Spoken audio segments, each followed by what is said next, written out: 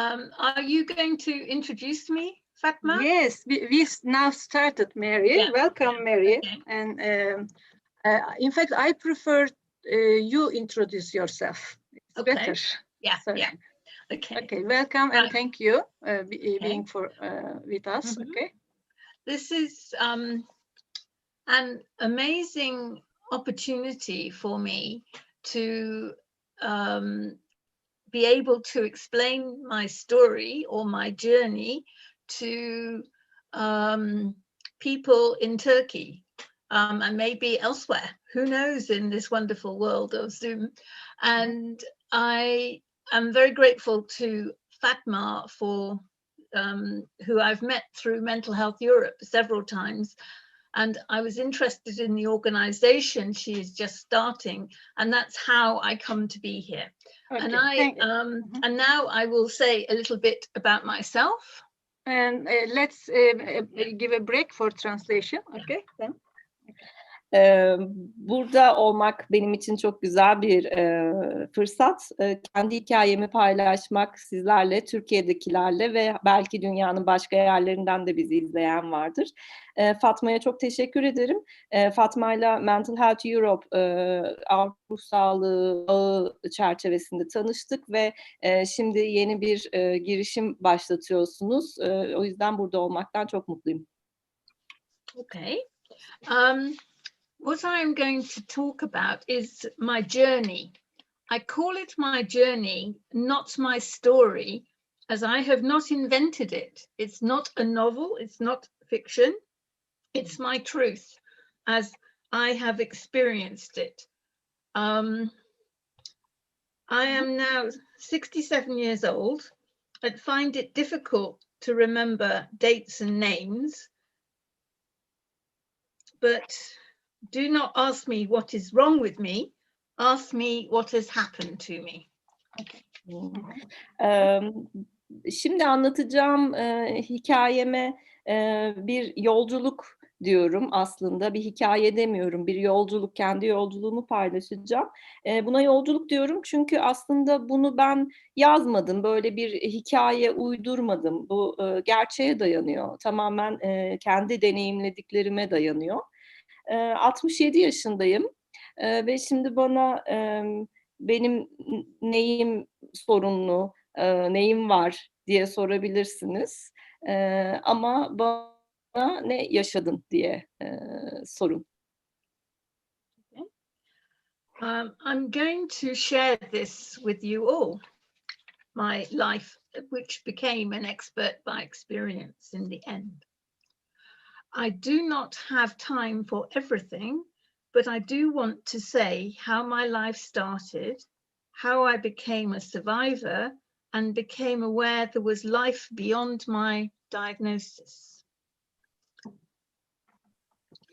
Ben bir deneyimle uzmanım. Deneyimle uzmanlıkla ilgili konuşacağım sizinle.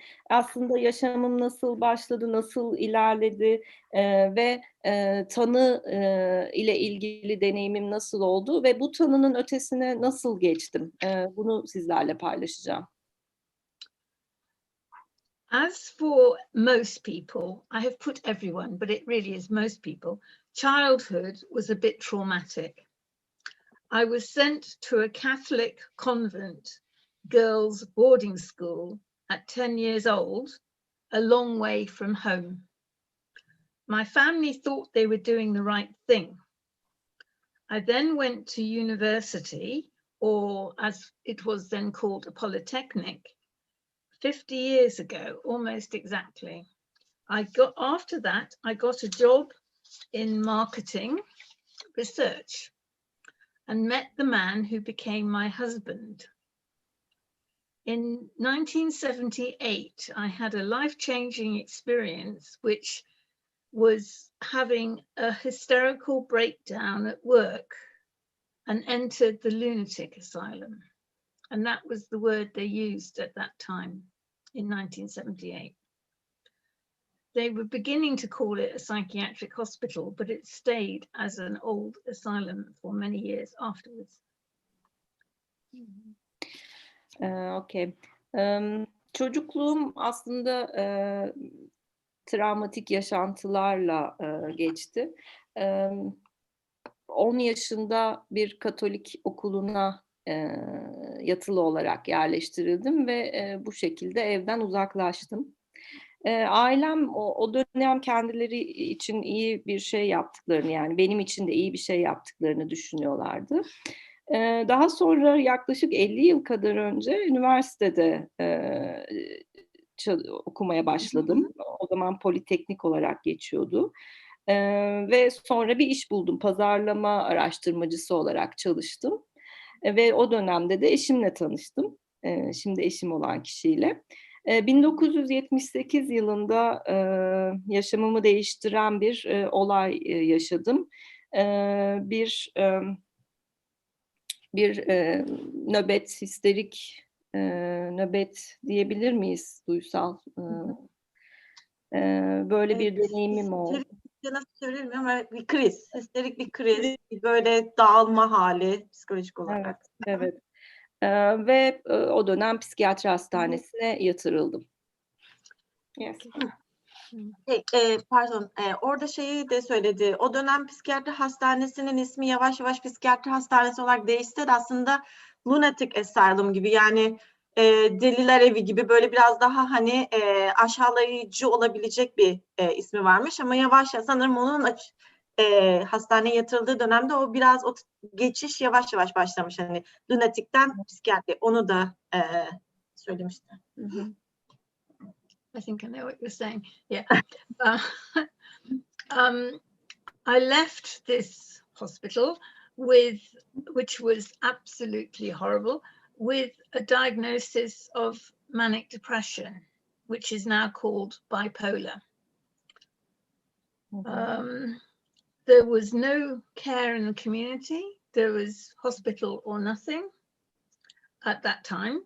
And I became a passive recipient of services, which basically meant I just took the pills and didn't query any treatment.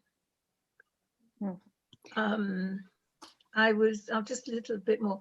I was in and out of asylums, old hospitals. I was on a depot injection of Modicate and lithium. And I continue on lithium to this day, which I think probably keeps me well, but it took me a long time to accept that. Okay. Hastane yatışımda tanı manik depresif bozukluk, bipolar olarak konuldu ve hastaneyi terk ettiğimde de bu böyle bir tanıyla birlikteydim. Hastaneden sonra herhangi bir toplum içerisinde bir bakım olanağı yoktu. Sadece hastane vardı ve zaman zaman hastaneye tekrar yatışlarım oldu. Tekrar taburcu olup tekrar yatışlarım oldu. Ve bu dönem aslında bir pasif bir sadece hizmetleri alan, işte ne veriliyorsa ki bu da çoğunlukla ilaçtı, lityum kullandığını söyledi. Bu ilaçla aslında sadece yıllarımı geçirdim. Dolayısıyla sadece bu tedaviyi aldım pasif bir şekilde. Okay. My husband was an alcoholic and life was difficult. But the pills made me calm. We eventually divorced, and he did not recover from his alcoholism, and he died at the age of 46 from drink. Just to explain. Yeah. Evet, eşim de bir alkolikti. Ve onun için yaşam gerçekten zordu. Benim için de zordu. Ben ilaçları alıyordum. Bu ilaçlar beni sakinleştiriyordu. Ama durum iyileşmedi ve biz boşandık. Biz boşandıktan sonra o alkol kullanımına devam etti ve 46 yaşında maalesef vefat etti. Okay. It was not until I was 40 years old that I became a survivor at last. I was sitting in a day center and one of the workers gave me a piece of paper about Survivors Speak Out. I went to an event in a youth hostel and met many people who had views about what was happening to them. I had never heard people like me talk like this before. It began my life again with good people who showed me the way. I started to use my research skills and not only found out things, but became self-employed and got paid to work on research projects. That's probably enough. 40 yaşında geldiğimde aslında kendimi hayatta kalan olarak tanımladım. Bu dönemde bir gündüzlü hizmet merkezine, gündüz bakım merkezine gidiyordum ve orada bana bu hayatta kalanlar olarak onların hikayelerini, onlardan bahsettiler, hikayelerinden bahsettiler. Bu dönem benim gibi başka insanlarla da tanıştım. Duysal son kısımda bir pazarlama araştırması. Evet. Bu değişime bağlı olarak hani pasiflikten biraz daha hayatta kalıcı survivor o bakış açısından maruz kaldıktan sonra daha önceki araştırma becerilerinden bahsetmişti ya, marketing ve araştırmacılık, pazarlama ve araştırmacılık yapıyordum. Onu da kullanarak bu becerilerim sayesinde hayatını kazanmaya başladığından bahsetti. Hem para kazanıyor hem de böyle aktif olarak hayatının değiştiğinden bahsetti. Okay. I also became politically, in small letters, politically aware and realized that the UK needed to join other groups. This is used as survivors, other groups, like the EU, and this is very sad for me that we've just gone away to the EU, which gave access to Mental Health Europe and many other cross-disability organizations in the USA, Canada, Australia, Turkey, and the rest of the world.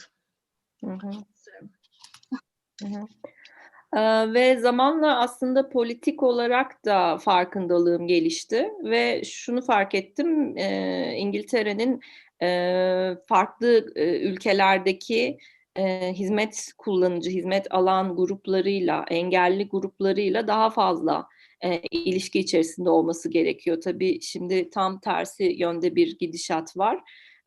Ama işte Avrupa Ruh Sağlığı Ağı gibi bu gruplarla daha fazla iletişim içerisinde olmamız gerekiyor. My opened eyes led me to find out about the United Nations Convention on the Rights of People with Disabilities, which is readable, and the article about health says there should be no forced treatment. However, people with psychosocial disabilities, you and me, are ignored by our governments because we are considered a danger to ourselves or others. The UK, England and Wales in particular are ignoring the UNCRPD as it only applies to people with disabilities, not patients. Sorry. Our Mental Health Act is under revision and will be changed soon, not for the better in my view. Evet ve bu dönemde aslında gözlerim açıldı. Özellikle Birleşmiş Milletler Engelli Hakları Sözleşmesi aslında içeriğinde tedaviye zorlanmama hakkından bahsediyor. Ama İngiltere gibi ülkelerde ya da benim ülkemde en azından İngiltere'de ruhsal engellilere yönelik algı genellikle onların bir tehlike arz ettiği yönünde. Böyle olunca da kolaylıkla aslında bu sözleşmeyi göz ardı edip zorunlu tedavi uygulanabiliyor. Son dönemde ruh sağlığı yasasında bir değişiklik olacak ama ben bu değişikliğin iyi yönde olacağından şüphe duyuyorum. Okay. I haven't got a lot more to say, but I have one more page, but I'm sure I can say more if need be. In my opinion, though it is important to have separate groups to gain strength and survive, sometimes called peer support, but we need to join together in equal partnership, or also called co-production, of disabled people to be stronger together.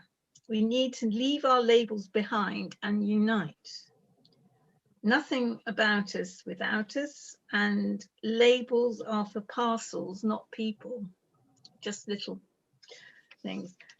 And finally, do you want to finish that, or do you want me to say fine? And finally, there are service user survivor groups in Europe. The European Network of Users, Ex-Users and Survivors of Psychiatry were very influential for me, and I was their chair, the chair of the organization for 6 years, I think, and they are still going by a whisker.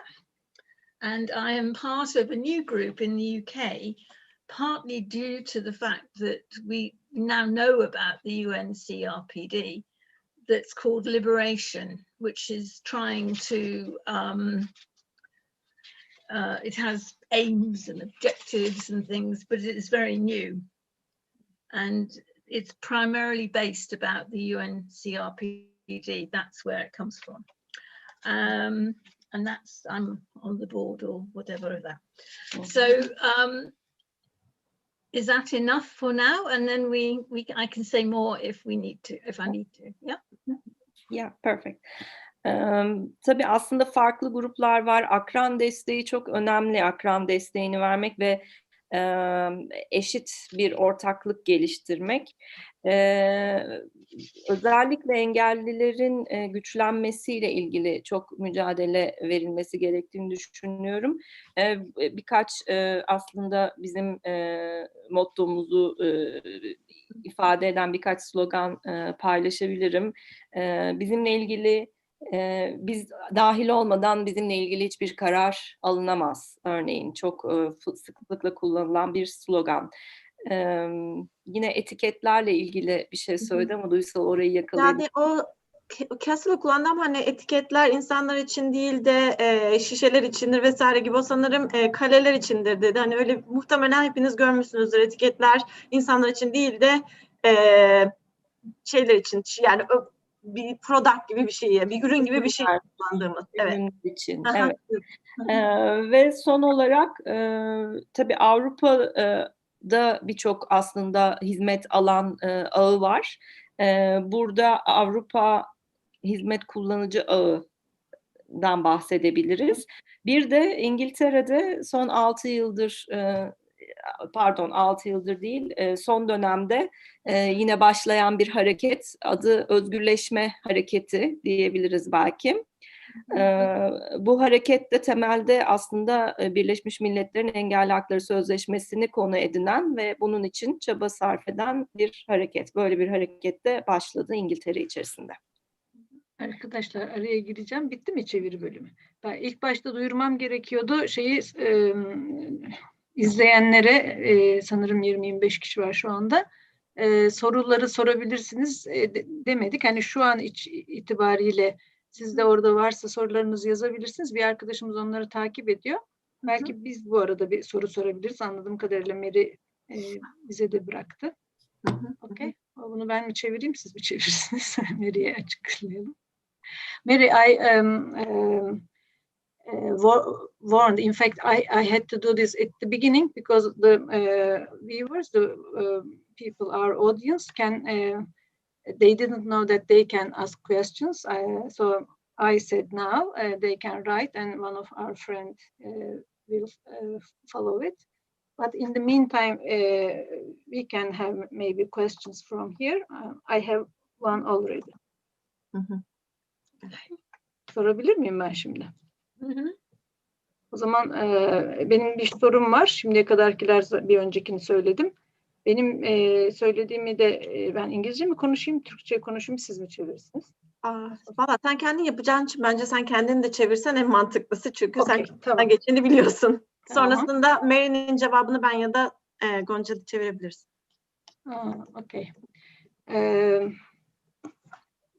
Mary, you talked about this CRPD especially. As far as I know, the preparation part of that convention started almost at the beginning of 2000. But from my readings, what I understood is it is until that point also there is a big struggle from various parts, especially the people who have these problems, the different disabilities came together, and I know one of the writers of that CRPD, she's from US, Arlene Kanter. She came to Turkey too, and she said one time, she's a disability rights lawyer, she's a law person. I learned a lot before that discussions with people who who have this live experience. I didn't know anything about, in fact, so they changed my perspective too much. So what do you think that before that part, maybe how much time did it take in the from this history of this movement of this service users? When did it start in UK, especially? It started before. Let me translate first, Mary. Okay. Sordum arkadaşlar. Engelli Hakları Sözleşmesi'nden bahsetti uzunca bir süre. Benim bildiğim kadarıyla onun başlangıcı 2000 yılı, 7 yılda yazıldı o sözleşme. Ve dünyadaki bir sürü yerden, çok farklı gruplardan engelli grupları bir arada konuştular. O sözleşmenin yazarlarından, hukukçu yazarlarından birini tanıyoruz. Türkiye'ye de gelmişti. Arlene Kanter. O demişti, ben o sözleşmede ve Birleşmiş Milletler'in tarihinde ilk sözleşmeymiş. Doğrudan o söz konusu olan kişilerle birlikte yapılan. Benim bakış açımı çok değiştirdi. Ben onlardan çok şey öğrendim. Yani onlarla birlikte bu tartışmalar olmasaydı bu kadar iyi bir sözleşme çıkmazdı ve çok hızlı onaylanmasını da aslında esas sorun yaşayan kişilerin orada olmasına bağlıyordu. Ben de Mary'e sadece orada da başlamadı. Ondan önceki benim bildiğim bir mücadele tarihi var. Hı-hı. İngiltere'de bu tarihi hizmet alanların hareketini nereden başlatıyorsunuz?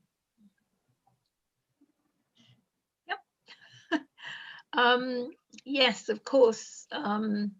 It was a long struggle to be taken seriously. That's the thing.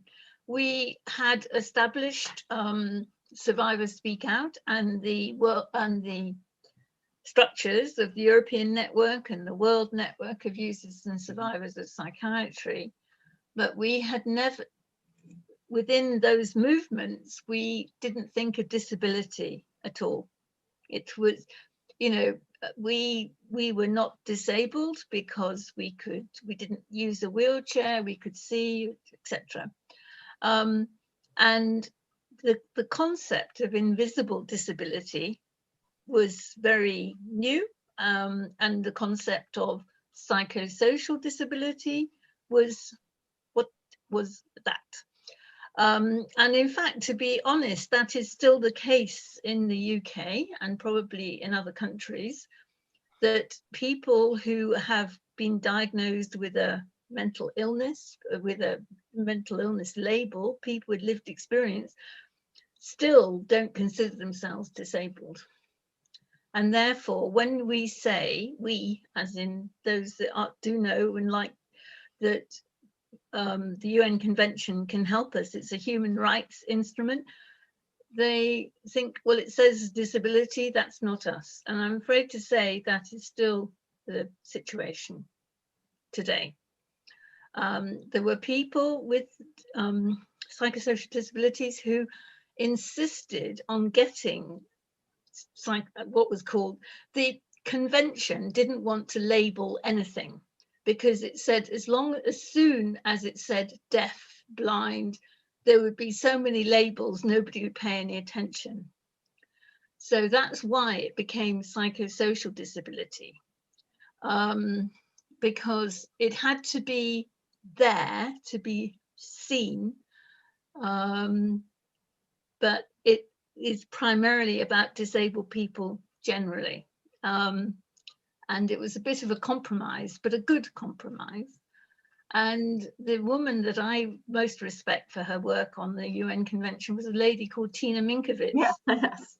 who was a survivor herself and a lawyer living in New York at the time. Because of course the trouble is that we as psychiatric survivors, sorry, too long. Yeah, not really, but otherwise we will miss important details. Sure, yeah. Do you want to go or do you Evet, bu kısmı ben halledeyim, sonlara doğru sana paslayayım. Aslında biz ciddiye alınmak için ciddi bir mücadele verdik. Yani bütün bu mücadelemiz aslında ciddiye alınmak içindi. Hayatta kalanlar konuşuyor hareketi.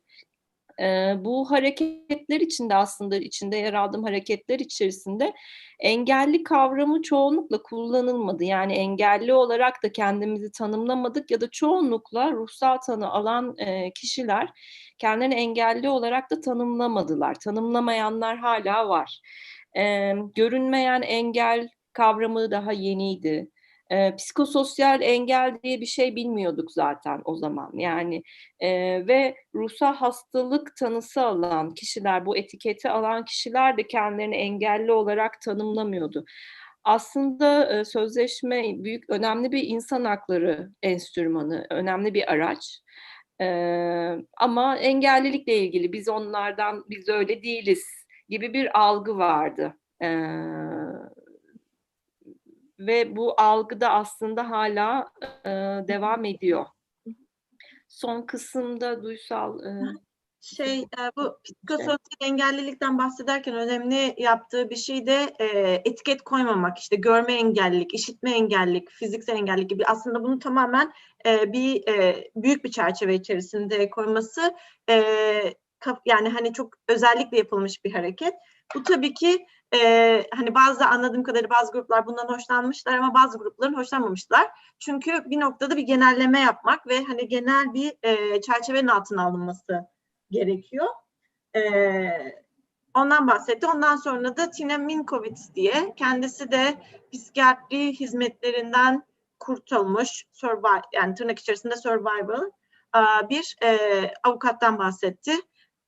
New York'ta yaşıyordu. Şimdi sanırım o Vermont'a taşındı. Facebook'tan gördüğüm kadarıyla. Tina Minkowitz'in de çok özellikle psikososyal bu engelliğin hani psikiyatrik engellilik alanında Tina Minkowitz'in şeylerinden şimdi sanırım katkılarından bahsedecek. Biz orada kestik. Okay. Yes. You were talking about Tina Minkowitz. Sorry. She's a very special person, and the thing, Tina Minkowitz lived in New York at the time. She now lives in New York State, a bit further away. Mm-hmm. But she, because she lived in New York, she had no travel costs to go because it was all done at the United Nations in New York. Mm-hmm. And therefore she was able to be at all the sessions, and whereas most people, particularly from Europe, couldn't afford to go to New York. And there was, at that time, there was no funding to enable other people to go. So she was a very important person. And also she was very diplomatic, because that's what it's all about in the United Nations. And so she was able to talk to the chair of the session, who was, and basically people with psychosocial disabilities, as they became known, or mental health user survivors, or experts by experience, whichever name you care to know, were able to, they had, the International Disability Alliance did support one or two people to go to the sessions, and they, this is as it went along, and they were able to do what they call side sessions, sort of, and in fact information gathering, not information gathering, information sharing with the other delegates to show that they weren't mad, bad, and dangerous to know. You know, they were ordinary disabled people, just happened to have had quite exceptional experiences, as I think I have demonstrated. Yine Duysa ben başlayayım ama son kısmı sana bırakacağım. Tina'dan bahsetti aslında, çok özel biri olduğundan ve New York'ta yaşadığı için hani hizmet alan ve hayatta kalan bir kişi olarak aslında tam da New York'taki Birleşmiş Milletler binasında bu Engelli Hakları Sözleşmesi görüşmeleri yapılırken Tina'nın katkıları olduğundan bahsetti. Şansı tabii ki New York'ta olduğu için herhangi bir hani ne derler, gidiş geliş parası ödemeye ihtiyacı olmadığı için hani bütün oturumlara katıldığından bahsetti. Oradaki bütün oturumlara. Çok da diplomatik bir kişi olması. Çünkü aslında bu sözleşme süreci de öyle bir süreç. İşte Birleşmiş Milletler'de öyle bir yer.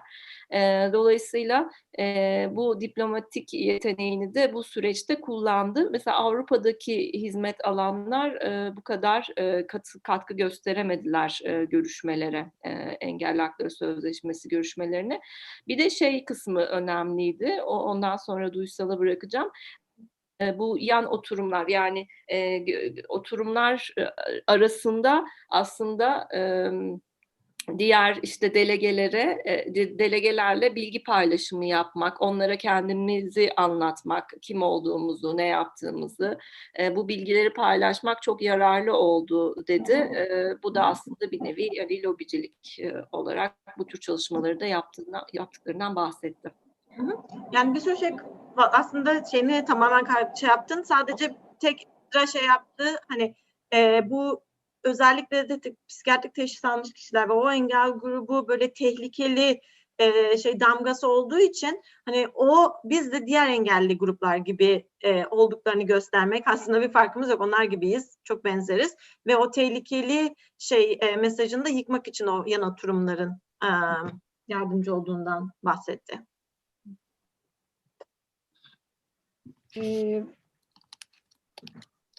Bir sorunuz var mı? Ben bir soru daha soracağım ama şu anda gruptan gelen bir soru yok gibi. YouTube'dan bir soru yok mu? Yok galiba. I have another question. As far as my friend said, there is no question from YouTube yet. Can you a bit explain the meaning of expert by experience, and how did it emerge? It is not known in Turkey very well. Türkiye'de pek bilinmiyor. Deneyimle uzmanlık nedir ve nasıl ortaya çıktı? Biraz açıklar mısın dedim. The term expert by experience is quite new in the UK as well.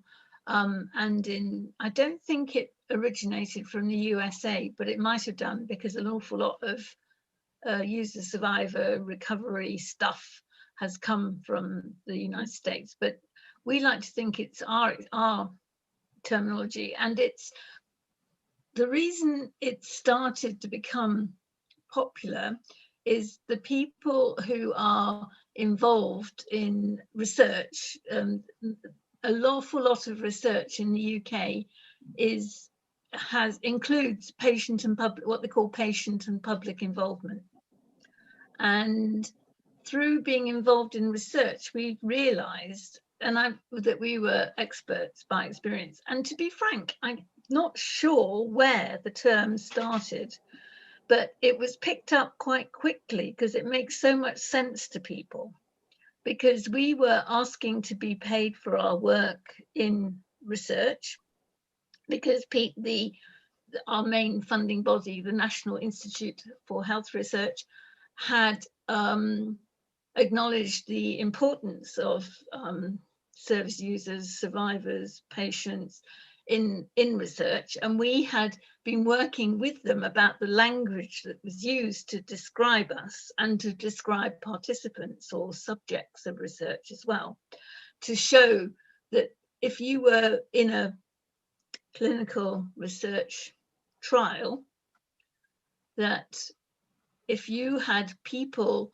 who were experts like yourself, experts by experience, you would actually get better quality research. So the subjects of the research would know more about what was happening to them, and also their views on the fact that they were participating in a trial or were a subject of a trial were included, because in the past, particularly drug trials, or the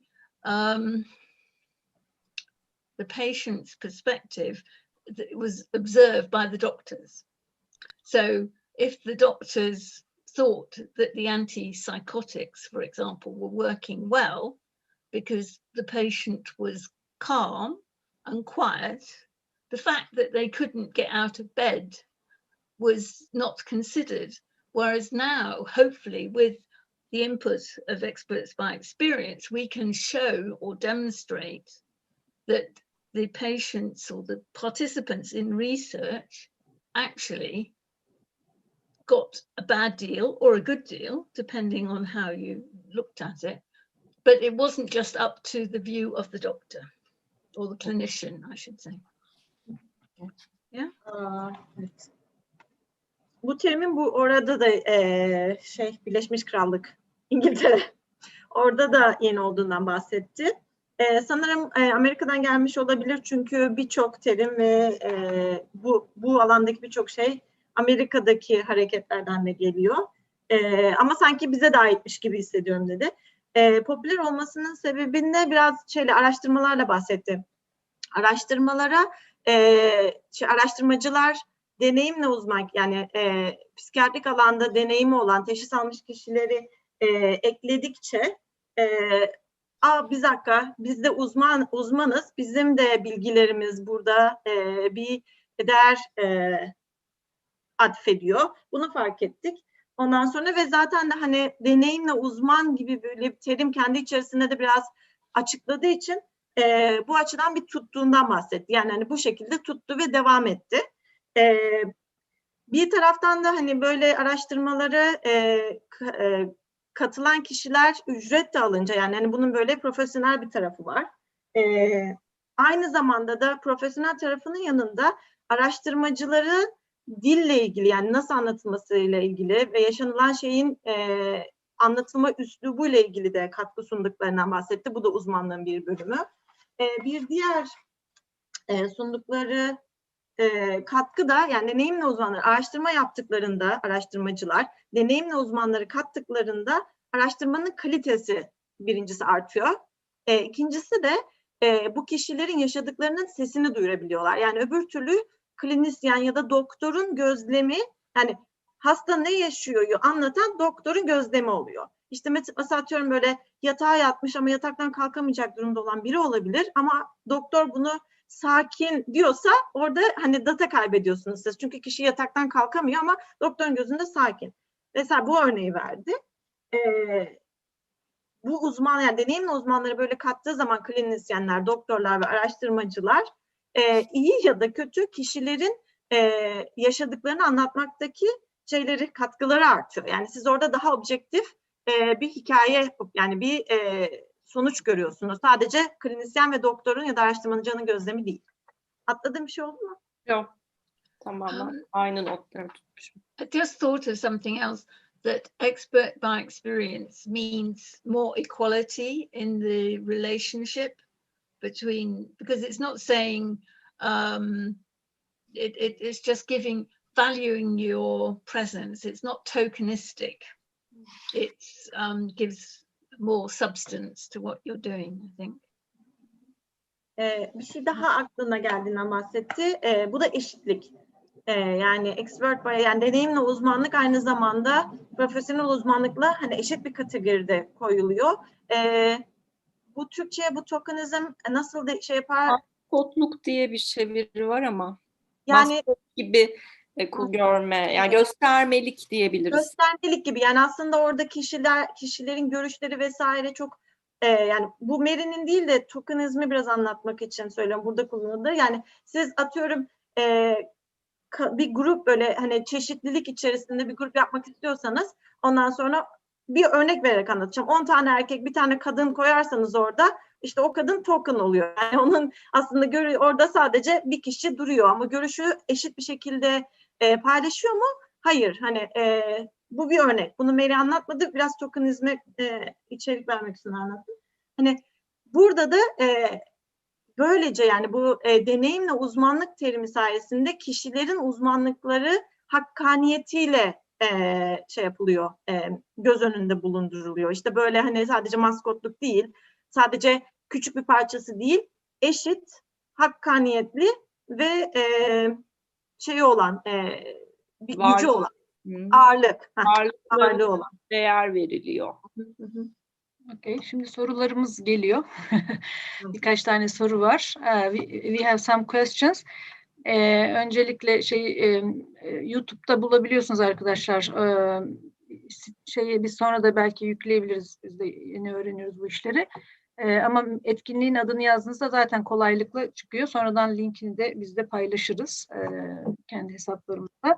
İlk soru, özgürleşme hareketinin hakkında biraz daha bilgi verilebilir mi? Ve teşekkür ediyor öncelikle bu etkinlik için de kendi arkadaşımız. Sihirli Şeyler adıyla galiba. İstenmedi isminin görünmesini bilmiyorum. Çeviriyor musunuz? You mentioned about the liberation movement in the UK that is almost new. Can you mention more about that? Can you tell us more? And then the person who wrote that, Sihirli Şeyler, I think that's there, that they also thank you for your information. Yeah, I can send the, it's so new, it doesn't have a website or anything, really. It has got a draft website. I'm just trying to think. It's got an email address. It's based in London, of course, it's based in London. It's like everything in Turkey is Istanbul, everything in England is London. So, but they want to tell people what they're up to. So what can I say about it? I know what I can do is I can read a little bit. It says information about liberation. If I was clever, I could do share screen and all that, but I can't do that. A grassroots organization led by people with experience of mental distress, trauma. That's the other thing. There's a big part of the movement is to actually acknowledge that it's trauma that's caused a lot of our mental health issues. And therefore trying to get trauma recognized and trauma informed approaches. So we want to, Liberation's purpose is to speak out for people with experience of mental distress, trauma, who are calling for full human rights under the UNCRPD, the United Nations, to champion the full implementation of the convention in UK law. Well, it seems very unlikely, but you've got to start, got to tell people. Policy, commissioning, structures, etc. And to do so in partnership with other user-led organisations and through close work with other groups who support the convention. Using a human rights approach rather than the dominant medical model, which I'm sure you all know what that means. A strong emphasis on equal rights as well for people in mental distress who encounter more than one form of discrimination, which again, I'm sure you're well aware of: refugees, migrants, women, domestic abuse survivors, etc. The many different things, and Black and minority ethnic communities. A focus on independent living in the community and wide-ranging opportunities for community involvement. that's what I do. That's what I love to do. That's what's so difficult to do when there's no funding. It's all gone. Equal access to physical health services. This is the other thing, because we are mad. We say that our heart is racing and we're not believed for a heart attack. We're told it's a symptom of our illness, and that applies to all sorts of things. And as you know, people, particularly with the diagnosis of schizophrenia, die 25 years younger than other people, and nobody knows and nobody pays any attention. Sorry, I must stop. I've got lots of other things. I think it's everything you would want to endorse. Yeah, but I can send Fatma this and she can circulate, I think. Otherwise we will have too much stuff. Basically it says membership is free and unless you happen to be a well-paid worker, but it says somewhere other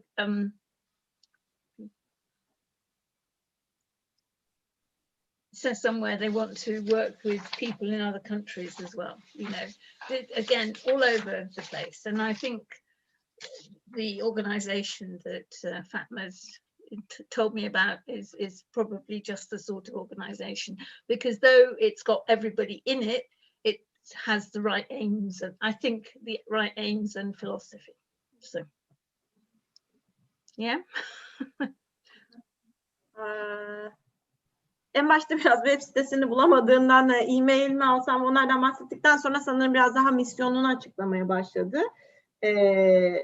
Yani grubun biraz böyle aşağılardan yukarı giden, yani tabandan başlayan bir grup olduğunu ve odağının özellikle ruh sağlığı sıkıntılarının travmayla bağlantısına bahsetti. Yani birçok travmatik yaşantının ruh sağlığı sıkıntılara yol açmasından ve odakları bu. Hani bu özgürlük hareketi olarak biraz önce de bahsettiğimiz Birleşmiş Milletler'in sözleşmesine referans verdi. Hani bu bir insan hakkı bakış açısıyla yaklaşmak, medikal modelle yaklaşmak değil ve amaçlarından bir tanesi de yine Birleşik Krallık'ta bunun tamamıyla uygulanması. Hani bunun çok olası olduğunu düşünmüyorum ama bu hani yaptıklarından, odaklarından bir tanesi. Tamamıyla şeye baktığınızda hani full yani her şeyiyle onun uygulanması. Bir diğer odak noktası da ruh sağlığı sıkıntısı yaşayan kişilerin yani maruz kaldıkları ayrımcılıktan bahsetti. Yani hani ruh sağlığı sıkıntısını yaşarken aynı zamanda farklı ayrımcılığa doğruyorlar. Bu göçmenlik durumu olabilir. Bu cinsiyetle ilgili bir şey olabilir kadın oldukları için. Kişiler arası şiddetten kurtuluyor olabilirler. Yani o kişiler arası şiddet görüyor olabilirler gibi örnekler verdi. Hani bu ayrımcılıklara da odaklarından bahsetti. Önemli bir şeyden bahsettiği bu fiziksel semptomlar, yani ruh sağlığı teşhis almış ya da sıkıntı yaşayan kişiler fiziksel bir semptom yaşadıklarında doktorların ya da klinisyenlerin bunu medikal bölümünü ihmal ettiklerinden bahsetti. Bunu ihmal ettikleri için birçok insan aslında fiziksel, fizyolojik bir şey yaşıyor ama bu göz ardı ediliyor ve bunun sonuçlarından bir tane, yani sonra da bağladığı bir nokta, araştırmalara bakıldığında ruh sağlığı teşhisi almış kişiler teşhis almamış kişilerden 25 sene daha önce ölüyorlar. Yani onların yaşam süresi 25 yıl daha az. Bunun farklı bir sürü sebebi var. Sebeplerden bir tanesi de bu hani göz ardı edilmek, ihmal edilmek olabilir. Üyeliğinden bahsetti, üyeliğin ücretsiz olduğundan. Hani şu an yani o grubun arkasında durduğu her şeyle biz iyi sosyal kooperatifin arkasında durabileceğinden bahsetti. Sanırım e-maili Fatma'ya bir şekilde gönderecek. üye olmak için ama başka bakalım.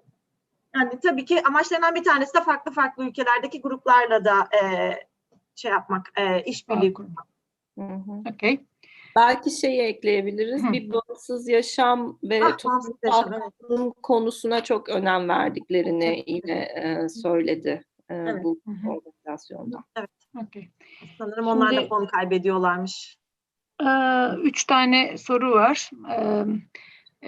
Fikret birbirine bağlı 2 soru sormuş. Bu Mary'nin anlattığı mücadelede kendi kendini damgalayan yani bir teşhisi olup da kendi kendini damgalayan yeni katılanlara nasıl aktarıyorsunuz bu şeyi? Çünkü bu insanlar genellikle tek güç olarak psikiyatristleri görüyorlar ve bu karşı çıkışın motivasyonu sizce ne diyor? Bir de devam sorusu da bu karşı çıkış doktorlara düşmanca geliyor olabilir. Orada sizin ilişkiniz nasıl doktorlarla?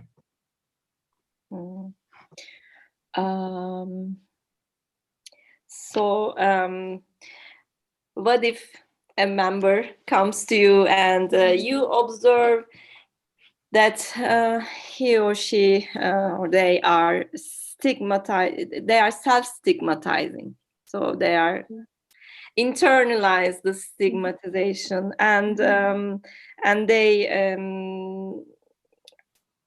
are having difficulty with connecting with your values. How do you interact with them? And what is the motivation of objection to psychiatry? In fact, may I Please. add? He asks that because these people thinks that the only power is on the psychiatrist, and this is normal, and so this rebellious act, let's say, they don't accept what you are saying. So what kind of motivation can be behind this kind of not accepting what you are saying? Well, of course, everybody has a right to their own opinion. You know, I am not, well, I don't think we should tell people what to do. We need to explain by our actions, by how we say things, that there is another way. And this is why sometimes it's good to have people with experience away from their family, perhaps, or the people that care for them, because often people have opinions because that's what they think their family would like them to say. I feel. I mean, it was the case for me, I'm sure, because you want everybody to be happy. And therefore, the easiest way is to go along with things. Because if you have always been that way with your family, for example, then, and they have been worried about you and told you they are worried, and you don't want them to be worried,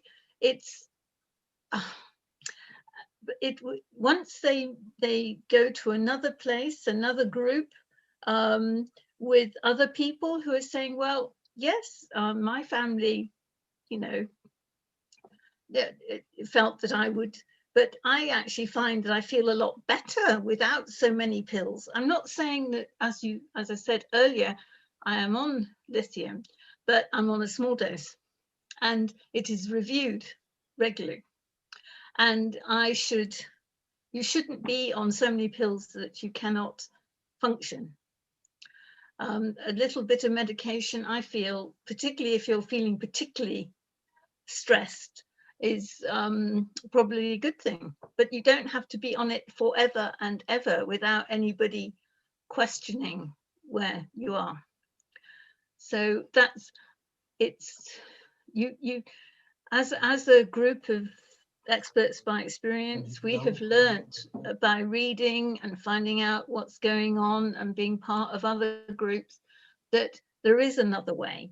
But if you have been in your village or your town all your life and you haven't done very well at school because of your issues, then it's very difficult to find an alternative. I mean, in Finland, for example, they've got this thing called open dialogue, which is a really good, they're trying to do a bit about it in England as well, but which is where you have conversation. If somebody's unwell, the whole village or community comes together and the friends are talked to by people, the family members, the vicar or the pastor. It's quite an intensive process, but it's done. If you do it once, you don't necessarily have to do it again, because you actually have got the structures in place then to actually, so it's not questioning the authority of the psychiatrist at all. It's actually working in partnership with the psychiatrist. And I think I've been involved in training, and I think lots of other people would be involved in training, and then they would understand that it's not just telling people what to do, in which case they do it, but they can get frustrated inside. It's partnership. I keep on about partnership, but partnership with clinicians is just as important. Sorry, that's a long answer.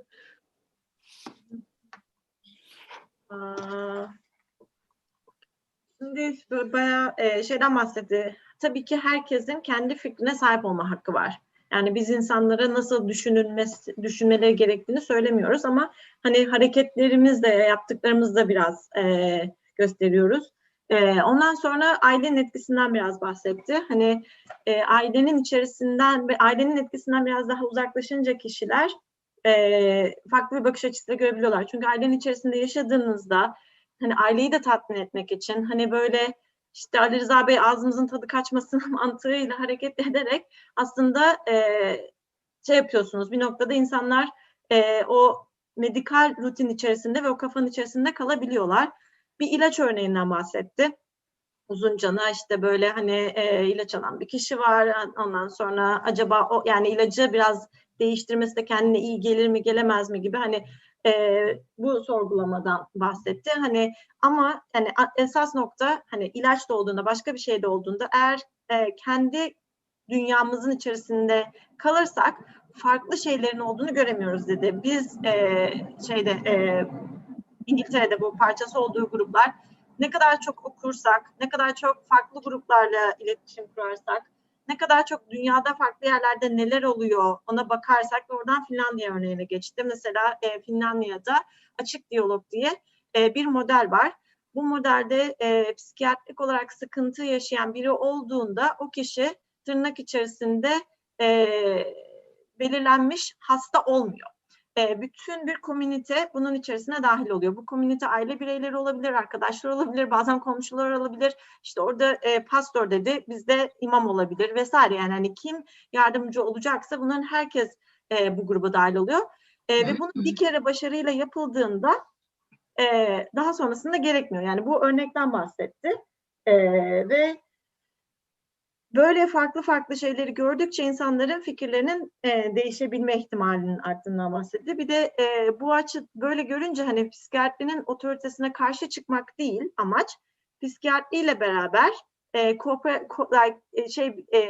işbirliği yapmak, bir partnerlik kurmak. Yani daha şey değil bu, hani biz isyan ediyoruz değil de nasıl bir arada beraber imece usulü diyebilirim, çalışabiliriz.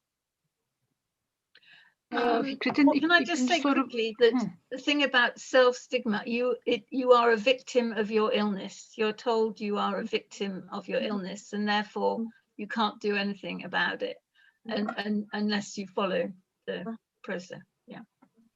Yani bir içselleştirilmiş bir damga da siz hastalığınızın bir kurbanı oluyorsunuz. Hani orada bir kurban rolü var ve hani bunu da değiştirmekten bahsetti değil mi? Sonu biraz düştü, onu tam kaçırdın mı? Okay. Chat'te görüyorum. Chat'te başka bir soru var Ebru Ergün'den 2 tane. Bir de Fatma sen Fikret'ten bahsettin. Yok tamam ben arada bu sorulara bakarken kaçırmış olabilirim. İkinci bölümünde de psikiyatristlerle ilişkiniz nasıl diyordu? Ondan zaten bahsetti değil mi? Evet. Tamam, Yani şey yapıyoruz. Kafa kafaya gelmiyor. Tamam oldu. Hı hı. Psikologlar, psikiyatrist ve ruh sağlığı örgütlerinin sizin. Okay. Do you have any suggestions for psychologists, psychiatrists, psychotherapists, and other mental health organizations that can cooperate with you? Meaning like your organization, you in general, I'm assuming. And what are your suggestions about that cooperation among these stakeholders? Well, unless we know who you are, you won't know who we are.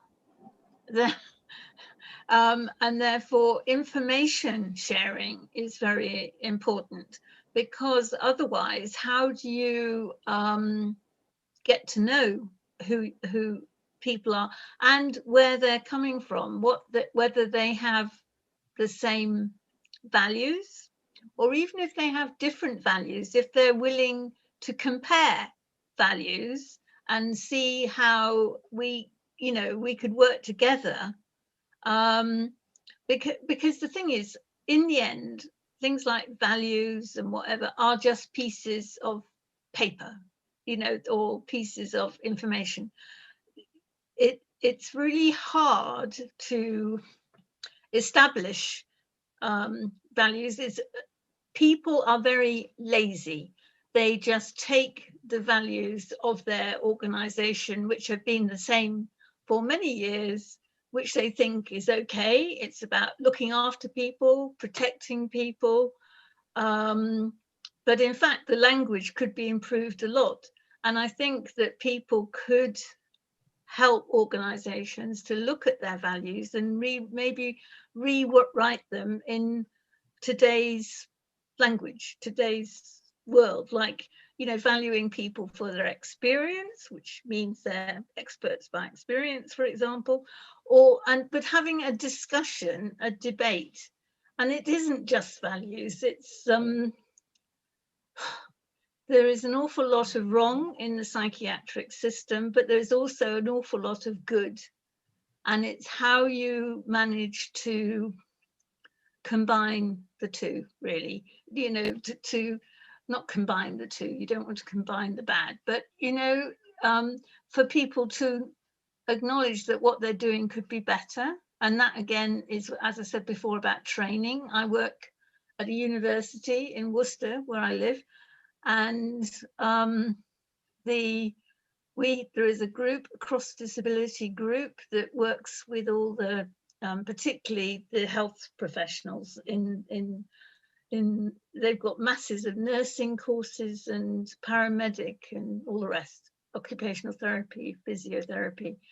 And the feedback from all those courses, that when we give lectures or talk to them about anything, do research with them, is that it's really opened their eyes, it's valued them. They go on their placements. Every nurse has to go on a placement to a hospital, and we provide them with ammunition and support to make that placement more effective. And that's what I would say. And it could be more. Did that make any sense? Sorry, because you need to look at everything, of course,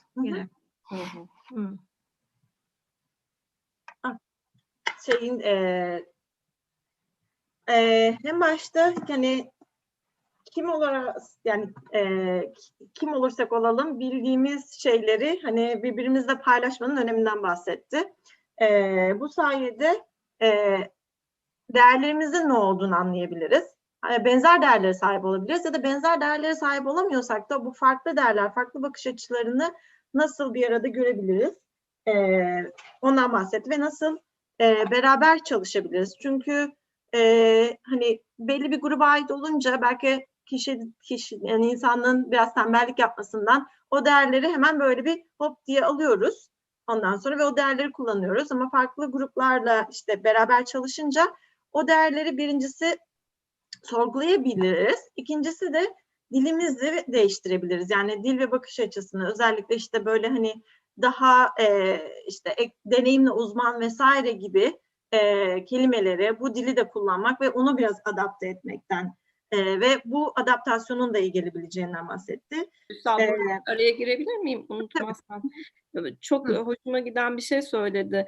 Ya aslında değerler böyle bilgi parçaları, bilgi kırıntıları olabilir. Yani bunları gerçekten yapılandırmak da çok zor bir şey dedi. Yani insanlar çoğunlukla tembel aslında.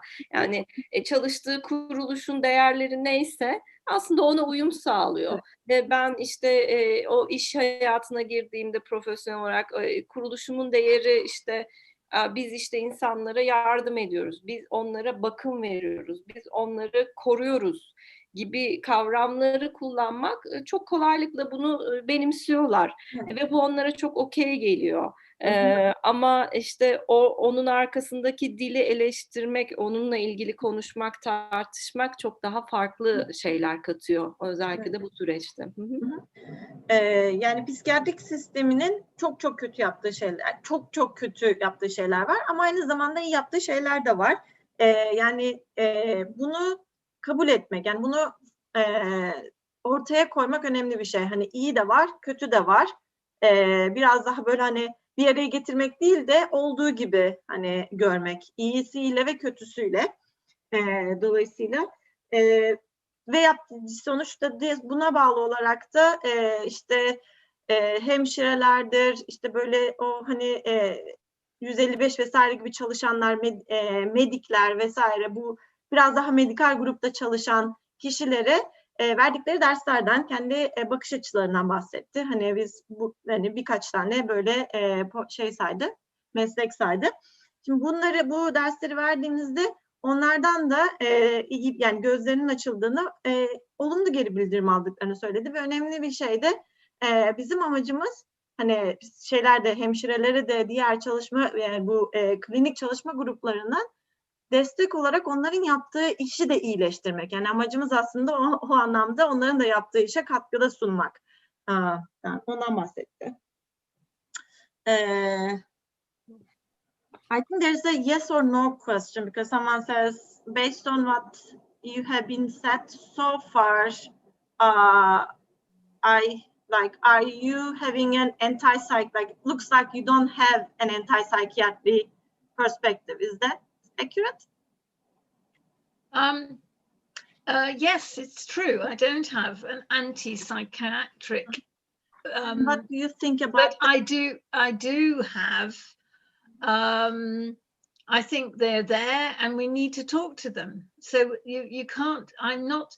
That's my own background. I'm not confrontation. I don't like confrontation. I like working with people to change their philosophy.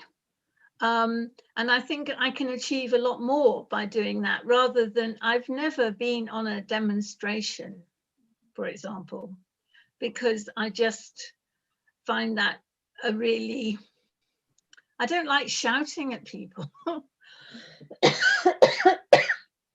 And I think that's what anti-psychiatry means, shouting at people, rather than my own anti-psychiatry. Yes, I think they're very stupid about their medication, only thinking of medication, not thinking of other things as well, or thinking of a little medication plus trauma-informed stuff, looking at the whole person. They're very, and it's not because they don't have time. I feel that they don't want to, because it's difficult. And their training has been, look at a person, take a case history, and if you have this, this, and this symptoms, you've got this problem, and this is the treatment, rather than looking about the whole person and how they got there. This thing about, don't ask what happened to what's the matter with me, ask what happened to me. And okay, that does take a bit more time, but you save an awful lot later. And it's because their training on the whole they've not been taught how to have a conversation, really. they've been taught how to observe, and observing is not having a conversation, in my opinion. So, but some of their treatments like ECT, I would never go along with that. That's ridiculous. Hayır, antipsikiyatriye bakış açısına sahip olmadığından bahsetti ve hani onun bakış açısı biraz daha böyle hani kooperatif bir şekilde, yani işbirliği yaparak çalışmak. Ondan sonra yani o yüzden de çok da şeylere falan, protestolara da çok gitmiyorum. Çünkü protestolarda bağırıyorlar. Hani bunu metaforik olarak da kullandı bence. Sadece hani fiziksel olarak bağırmak değil de hani bir şekilde bağırarak iletişim kurmak. Antipsikiyatri de böyle bir iletişim kuruyor. O yüzden de hani hayır, o bakış açısına çok sahip olmadığından bahsetti. Oradan da hani psikiyatristler eğer sadece ilaç olarak görmeseler, her şeyi sadece ilaça indirgemeseler, bunu özetleyeceğim zamandan dolayı. Eğer çok önemli bir yerini kaçırmış olursam arkadaşlar atlayın, çünkü birkaç tane daha soru var. Yani eğer bir insana bütüncül olarak baksalar, sadece ilaç değil de özellikle de travma bakış açısını düşünseler, yine travma bakış açısıyla yine şeyi vurguladı. Travma bakış açısında sorulan sorulardan biri sende ne sorun var değil de sana ne oldu? Hani eğer o şekilde baksalar, evet, biraz daha zaman ayırsalar, yani bu evet şey değil, kısa çabuk halledilebilecek bir şey değil, ama biraz daha zaman ayırırlar, biraz daha bütüncül olarak bakarlarsa uzun vadede çok daha etkin sonuç elde edeceklerini söylediler. Bir de EKT ile ilgili de orada hani anlamadığından bahsetti. Genel olarak vurgusu buydu. Bir tane ekleme yapacağım. Bağırmayı ben kişisel olarak da sevmiyorum. Ben genelde öyle etkinliklere katılıyorum. Yani insan olarak da sevmiyorum. Evet. Biraz benim yapımla da ilgili dedi. Bir de aslında psikiyatrinin eğitiminde bir diyalog kurmak yerine daha çok gözlem yapmak vurgulanıyor ve aslında eğitimi öyle aldıkları için de, ama gözlem yapmak kişiyle iletişim kurmak anlamına gelmiyor. Okay. Another question is, do you think people who are providing mental health services, can they participate the movement of people, the expert of experience, people with, yes. Can they, people who are working in mental health services, providing services, can they join the movement of expert by experiences? Only if they are an expert by experience themselves. So they have to be willing to say, yes, I have, and it's, this a bit of depression and anxiety, well, but, they've had to have had mental health treatment, because otherwise, how can you, you've got your experience as a professional, which has been years of training and everything else. And to be an expert by experience is just that. So you can ask us to help you by training you in what being an expert by experience means. But everybody has mental health issues. Now, let's be honest about it. It's the treatment you've had for those mental health issues that's the thing. If you've got a diagnosis, if you've had treatment and you've been to learned how to be taught how to be a nurse or whatever, that's fine, as long as you're out about it, as long as you're saying, yeah, I too have been an expert by experience, and this is my journey through mental health difficulties. And everybody, the best social workers are people who've had issues of deprivation and poverty and other things like that, and insecure accommodation, and therefore they're more likely to be able to do the holistic thing I was talking about before. But I don't think it's necessary to be, if you've got a full-time paid job or even part-time paid job as a nurse or a mental health professional, and you consider yourself an expert by experience, I think you have to choose, to be honest. I don't think Can I ask a clarifying question? When you say treatment, because sometimes some people make that differentiation, treatment, like some people, they not consider going to therapy by choice is not part of treatment. Are you like including therapy? Yeah, of course that's treatment. Yeah. Therapy is treatment too. Okay. Yeah, and in fact, we'd like to have more of it, please. Okay. I'm not trying to stop that. And it's just the inequality as well. If you have got a paid job and you can pay for psychotherapy or for many sessions, that's different. But as long as you're aware that that is different, if you know what I mean. It's about awareness, I think, if you understand what I'm saying. Because everybody in England says, well, I use the NHS. Well, of course, everybody uses the NHS, and that is just a daft answer. So they all say we're patients because they use the NHS. And that's a different thing. Yani soruyu şöyle söyledi. Eğer kendilerinin de tedavi alma deneyimleri varsa tabii ki katılabilirler. Sonra ben anlattıktan sonra tedaviyi de sordum. Hani bu tedavi teşhis almak olabilir, o sistemin içerisinde bir şekilde hizmet almak olabilir, terapi de olabilir dedi. Ama hani terapi olunca hani siz terapinin nasıl olduğunu, hani kendin gidiyorsun, kendin para vererek alıyorsun vesaire. Bunun farkındalığından varsan ve yani bu ikisinin farkını yapabiliyorsan, görebiliyorsan ve bu ikisini aynı kefeye koymuyorsan tabii ki olabilir ama en önemli şey ne olursa olsun senin de deneyimine, yani o tedavi sürecinden, o tedavi alma süreci deneyimin olması gerekiyor. Yani bir şekilde seçme, yani önünde sonunda uzmanlık veya deneyimle uzmanlık arasında seçmen gerekebilir ve kendi deneyimini dürüstçe ortaya koymaktan bahsetti. Yani hani bu her neyse deneyimin. Ve yani İngiltere'deki ruh sağlığı sisteminin kısaltılmışı NHS. Hani bazı insanlar ben de NHS'den servis aldım deyip kendilerini deneyimli uzman atfedebiliyorlar ama zaten herkes alıyor. Yani burada demek istediği daha çok gerçekten o eşitsizliğin, o sistemin içerisindeki uygulanan baskıdan ya da her neyse şeyden etkilenmiş olmak bir şekilde.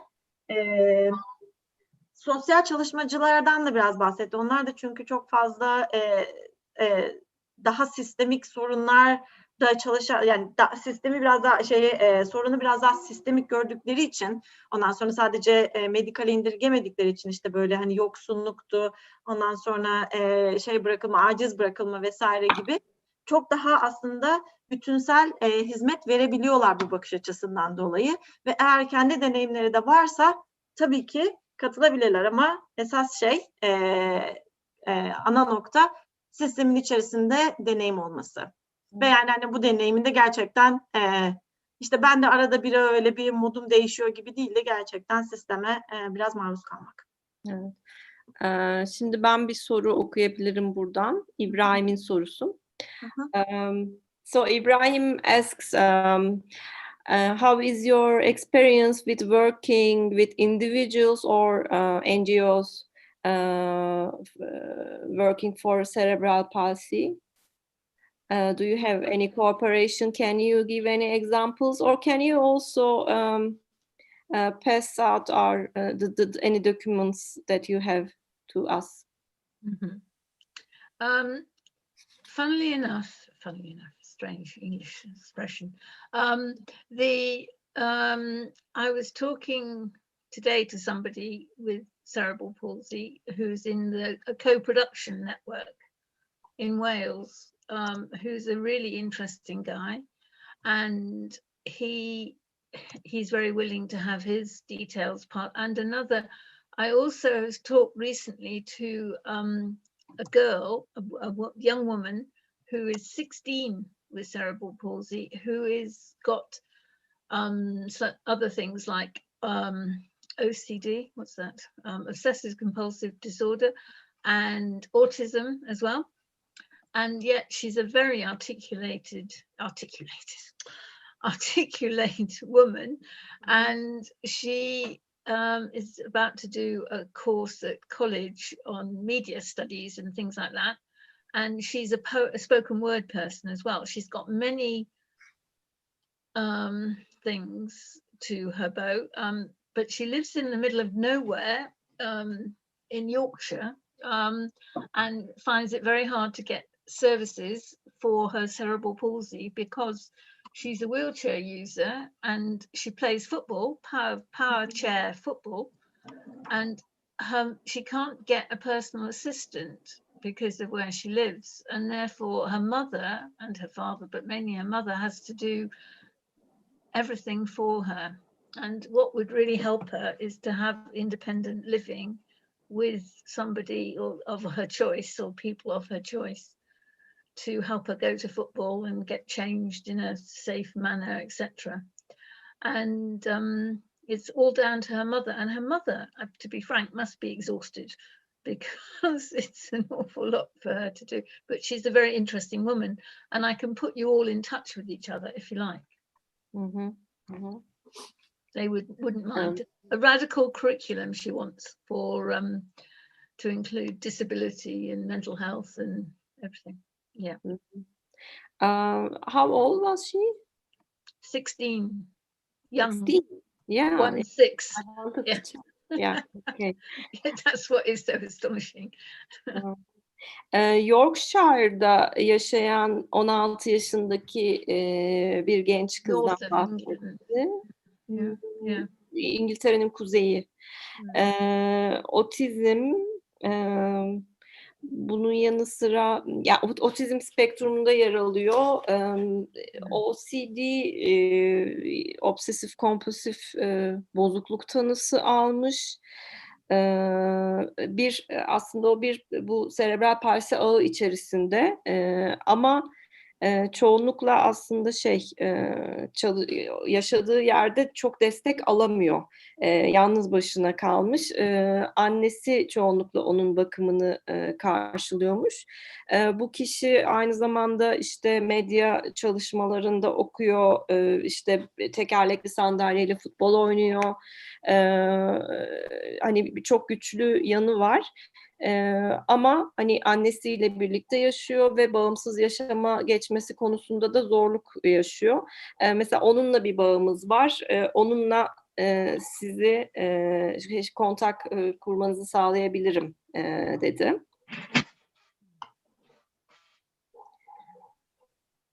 Başka bir soru var. Yukarıya gidiyorum. Evet.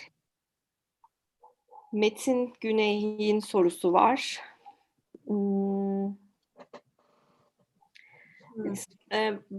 It's also a contribution that it's not only physically disabled or psychiatrically diagnosed people who are stigmatized and therefore find it difficult to use their abilities or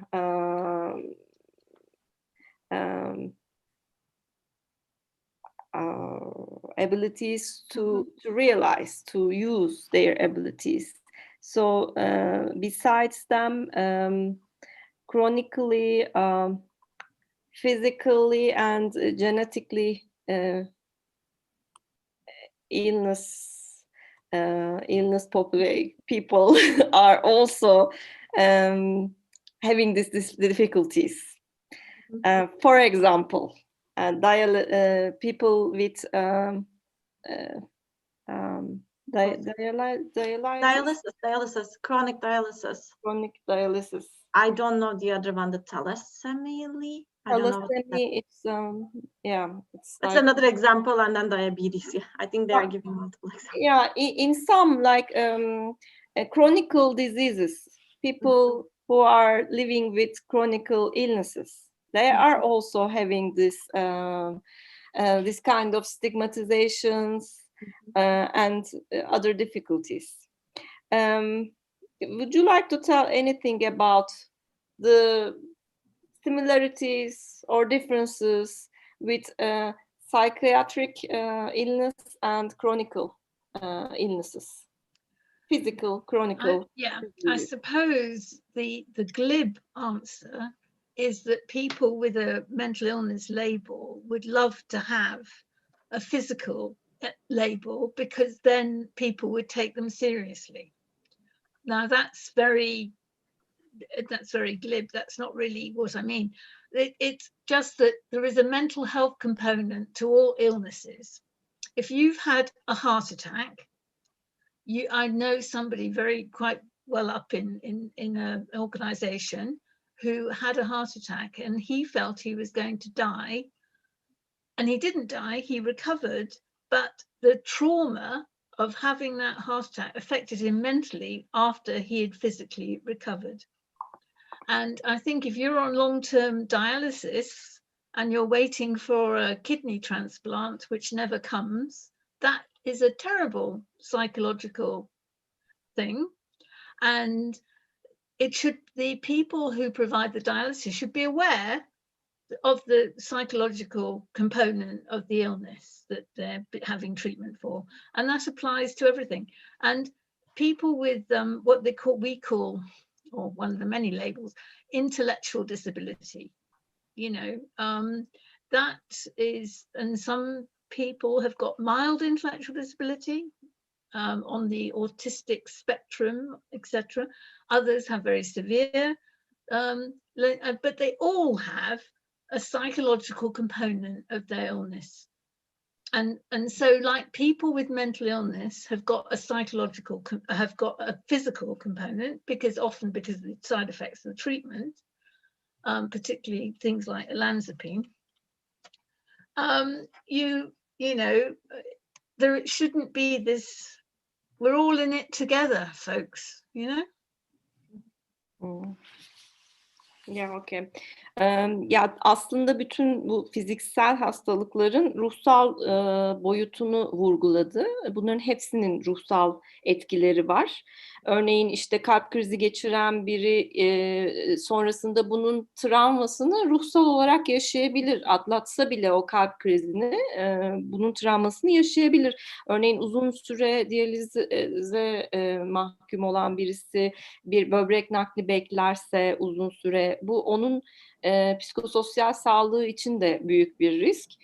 İşte öğrenme güçlüğü, otizm spektrumu, bunların hepsinin psikososyal etkileri var. Aynı zamanda aslında psikiyatrik hastalıkların da fiziksel etkilerinden bahsetmiştik biraz önce de, işte özellikle ilaçların etkileri vesaire. Dolayısıyla bu ikisini çok ayırmak iyi bir fikir değil. Biz bu şeyin içerisinde aslında ortak noktadayız. Hepimiz benzer duygulara, sorunlara sahibiz. Bir de şey mi dedi arkadaşlar başta, fiziksel hastalıklar aslında daha kolay. Çünkü hemen görüldüğü için onların tedavisine erişmek daha kolay oluyor.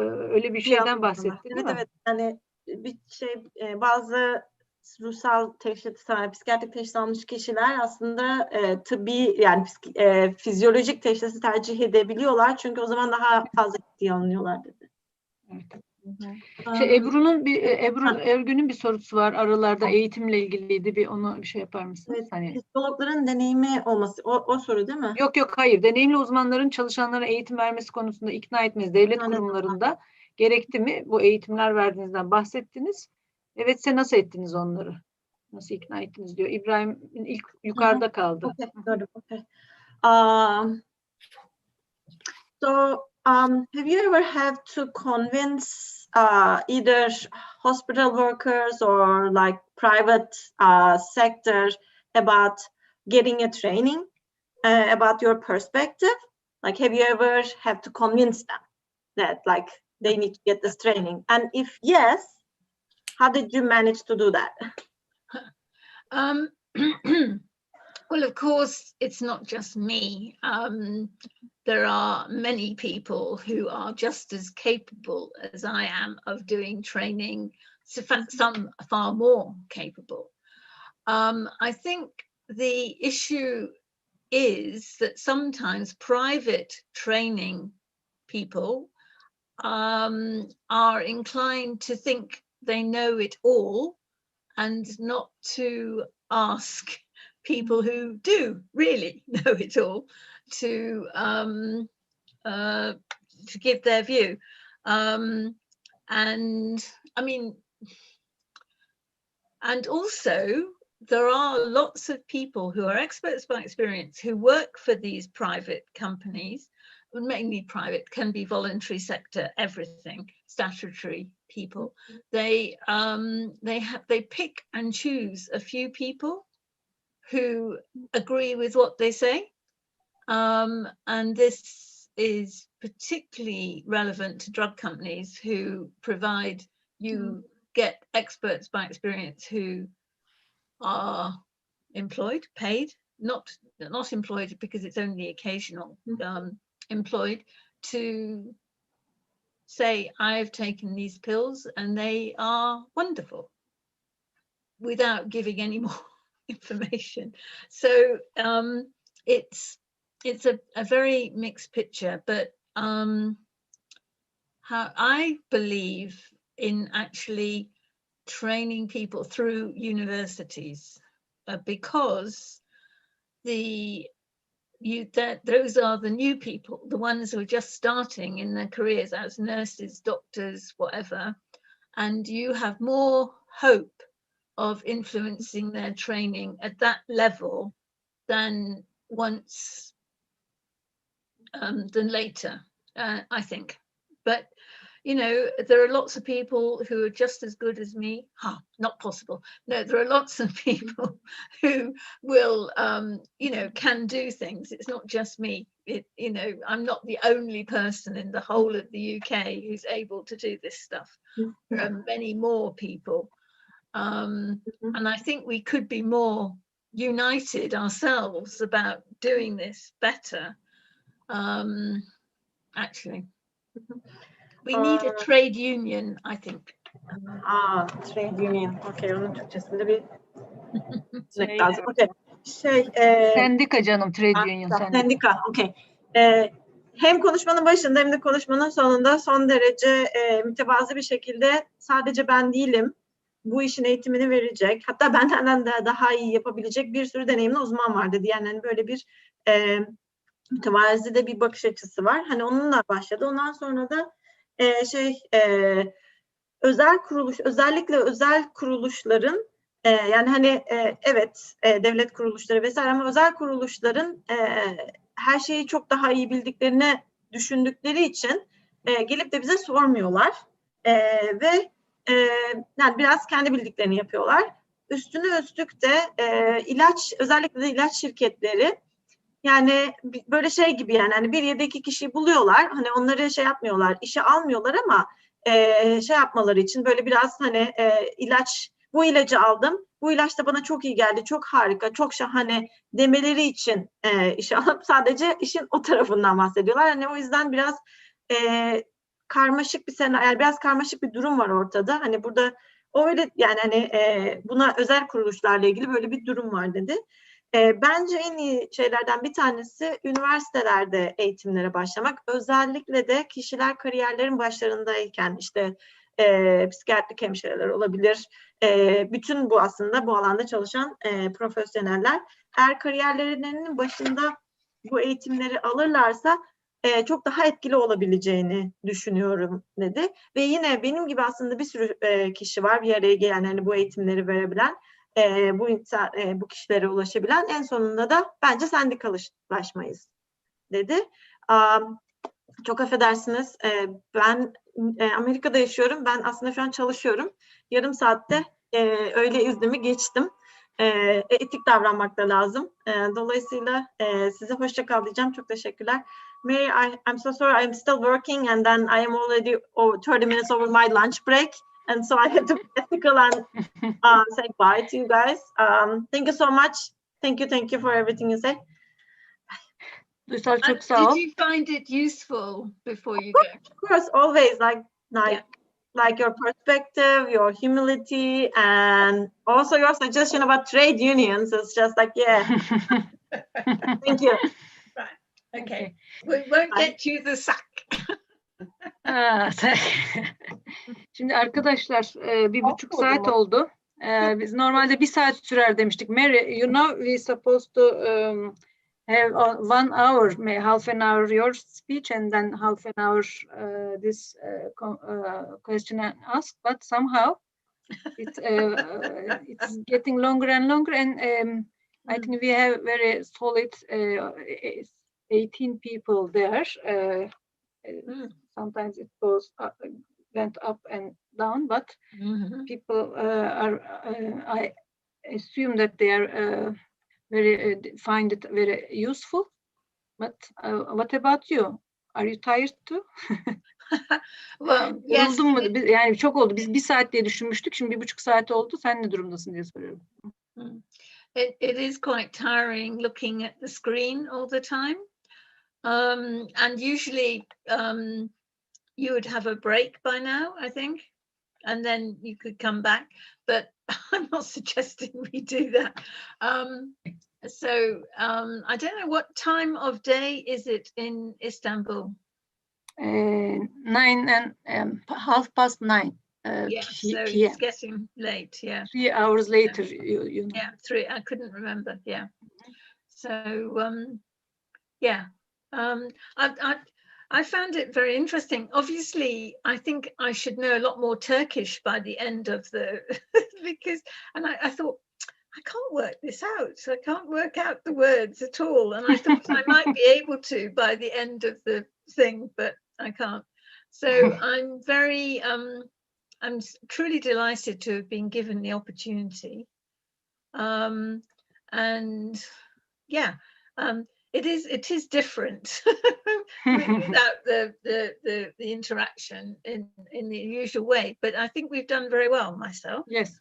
I think that you've done very well. O da biraz, evet, ben de yoruldum aslında. Türkiye'de saat kaç? Saat 9:30 dedik. Bitirebilirsek, bir de sürekli ekrana bakıyor olmak 1,5 saat boyunca biraz yoruyor. Biraz farklı bir deneyim. Ama hani benim için de çok farklı ve hoş bir deneyimdi. Bu arada bir arkadaşımız yazmış bazı başka sorular varmış. Onları yazılı olarak belki Mary'e sonra iletebiliriz. Biz de belki kendilerine bize maillerini iletebilir ya da Instagram'da vesaire de yayınlayabiliriz. Bilmiyorum, bize ulaşabilir o arkadaşlar da. I had to translate this.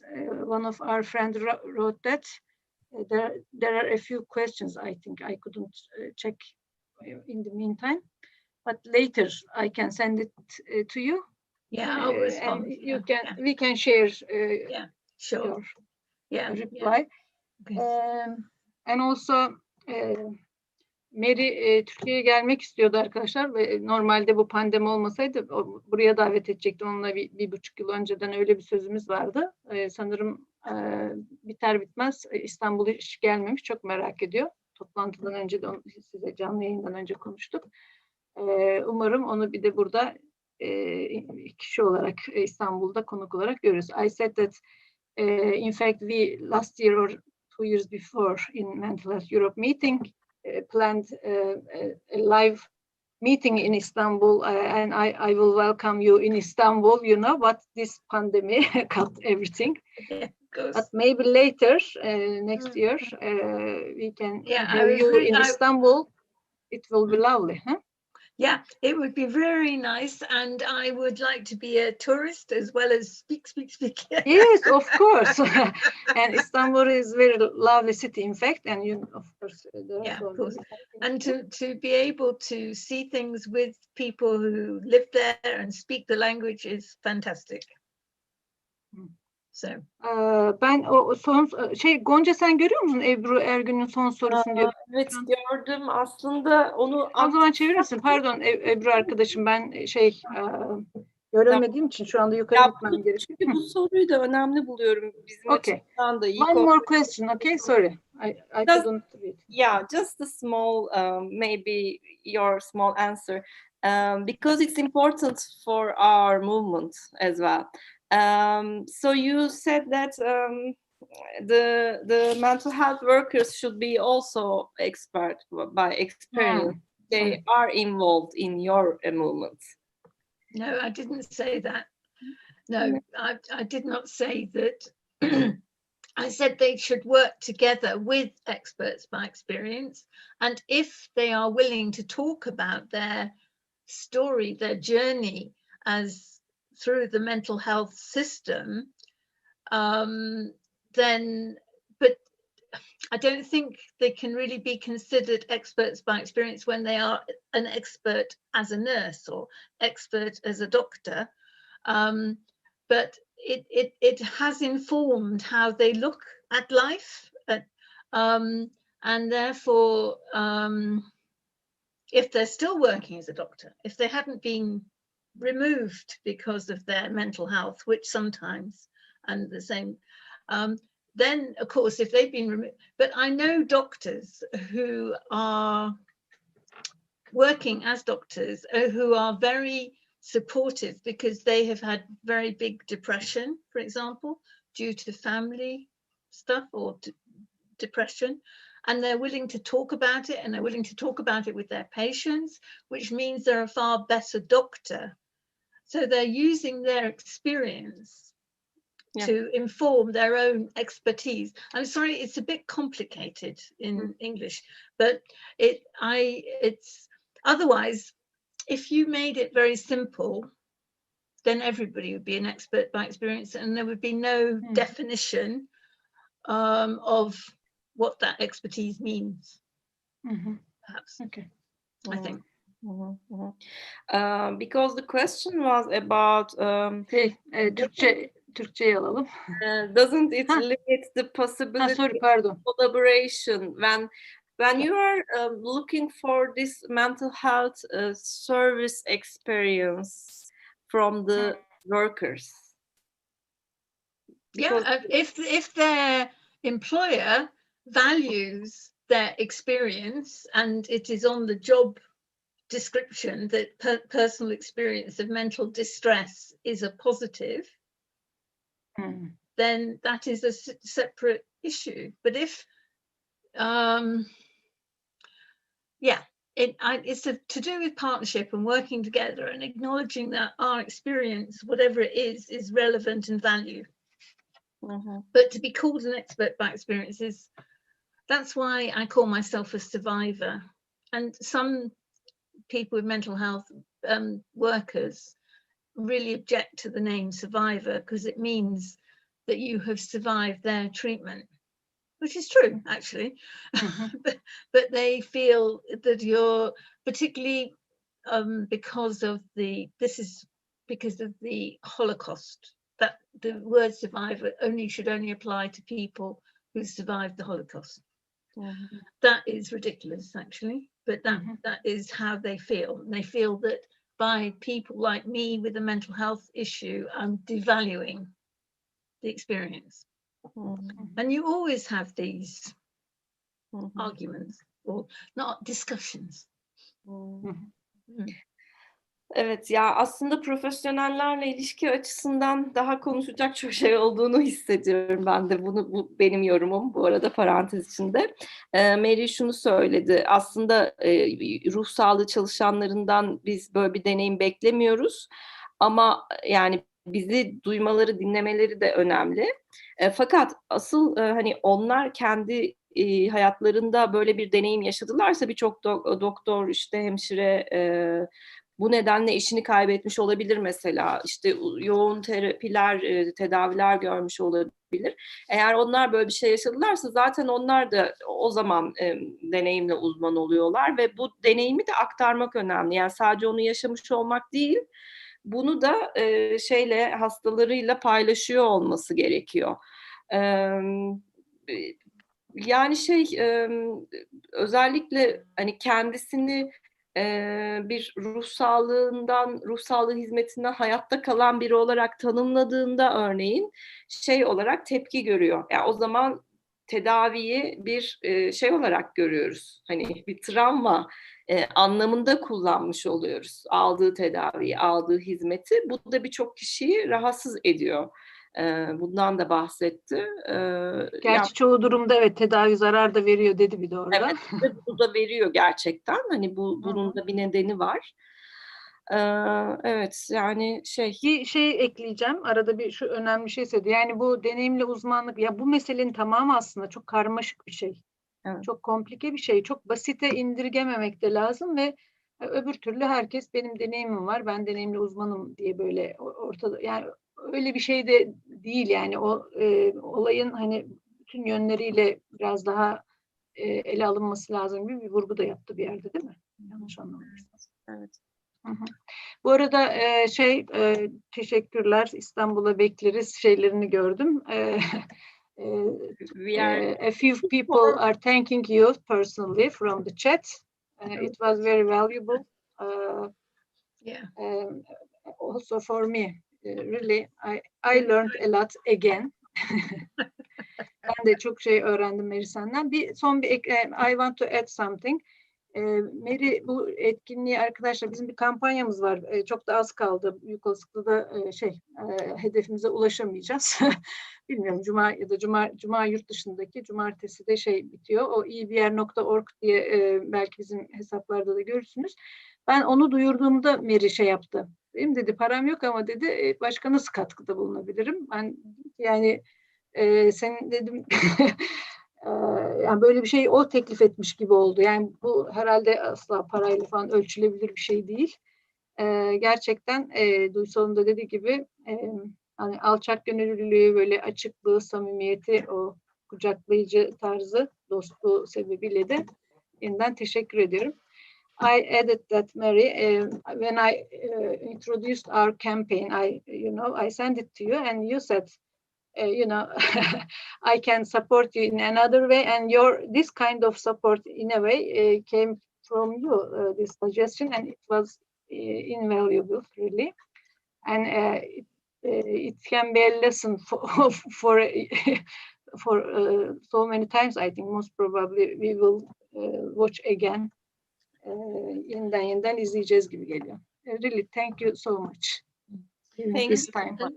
Yani alçak gönüllülüğün, your generosity, your humility, your how can I genuinity for everything. Thank you. You'll send me the link to the YouTube thing. Yes, I will send it to you. Yeah. Okay, you can watch it too, or spread it. Okay. Okay. Thank you very much. Bu arada soru soran arkadaşlarımıza da çok teşekkür ediyoruz. Tabii Duysal'la Gonca'ya çok teşekkürler. Burcu da sorularla bir şekilde iyi gitti galiba. Sonunda minik çeviri desteğimizde bir sorun yaşamıştık ama onu da hallettik. Çok teşekkür ediyoruz. Herkese iyi akşamlar diliyorum.